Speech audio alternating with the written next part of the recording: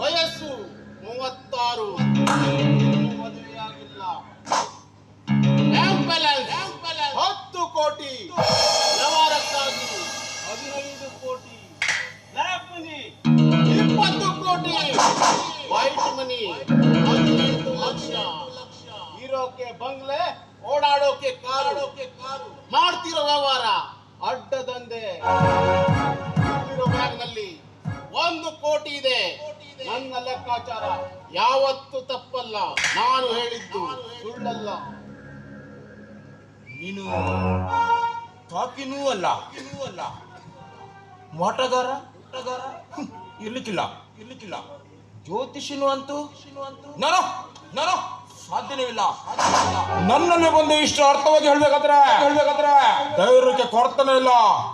ಹಾಗಾದ್ರೆ ಯಾರು ಪ್ರಶ್ನೆ? ವಿಳಾಸ ಇಲ್ಲ, ಹೆಸರು ಮಾತ್ರ ಇದೆ. ಯಜ್ಞ.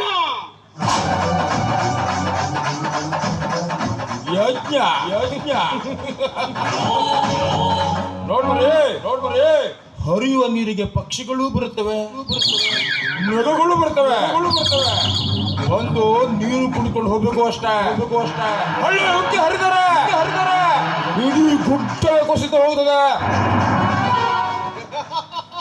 ನೀನು ಗುಡ್ಡದ ಪಕ್ಕ ಕುರಿಯಬಹುದು, ಆದರೆ ಈ ಗುಡ್ಡ ಎಂದಿಗೂ ಅಲುಗಾಡಿಸಲಾರೆ.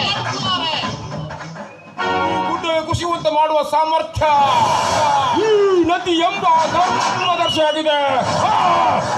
ನನಗೆ ಮಾತಿಗಿಂತ ದುಡಿಮೆಯಲ್ಲಿ ನಂಬಿಕೆ ಜಾಸ್ತಿ.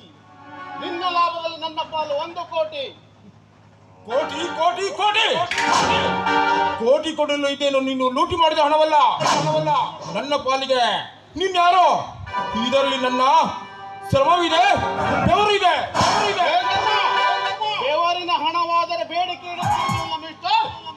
ಬೆವರಿಸಿ ತಂದ ಹಣಕ್ಕೆ ಬಿಡುವ ಮಾತೇ ಇಲ್ಲ. ಇದುವರೆಗೂ ಹಣ ಕೇಳಿ ಬಂದವರು ಹೆಣ ಇಲ್ದೆ ಹೆಣವಾಗಿ ಹೋದರು.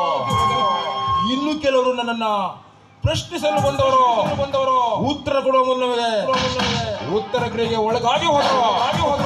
ಇನ್ನು ನೀನ್ ಯಾವ ಲೆಕ್ಕ? ಸಿಕ್ಕಿದೆಲ್ಲವನ್ನು ದಹಿಸಿಕೊಳ್ಳುವುದು ಮಾತ್ರ ಗೊತ್ತು. ಪ್ರಾಣ ತೆಗೆಯುವುದು ಅಂದರೆ ನನಗೆ ಅಲರ್ಜಿ.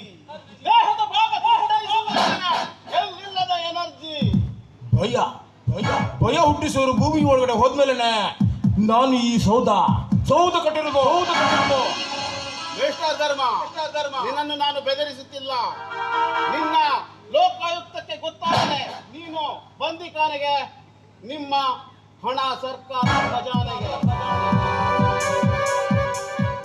ದೇಹವನ್ನು ನುಂಗುವಾಗ ಕೇವಲ ಬೆರಳು ಕೊಟ್ಟು ದೇಹ ಉಳಿಸ್ಕೊಳ್ಳೋದು ನನ್ನ ಜಾಣತನ. ಇನ್ನೊಮ್ಮೆ ನನ್ನ ಪಾಲಿಗೆಯಲ್ಲಿ ಹೋಲ್ಕೊಳ್ಳೋದು ಸಹಾಯ ಮೀರಿದರೆ ಖಂಡಿತ ಸಾವು ಬರಲಾರ್ದು. ಮಿಸ್ಟರ್ ಧರ್ಮ, ನಾನಿಲ್ಲಿ ಬರೋದು ಬಿಡೋದು ನಿನ್ನ ಬಿಸ್ನೆಸ್ ಲಾಭದ ಮೇಲೆ ನಿಂತಿದೆ. ಬರ್ತೀನಿ. ಸೊಕಳೆ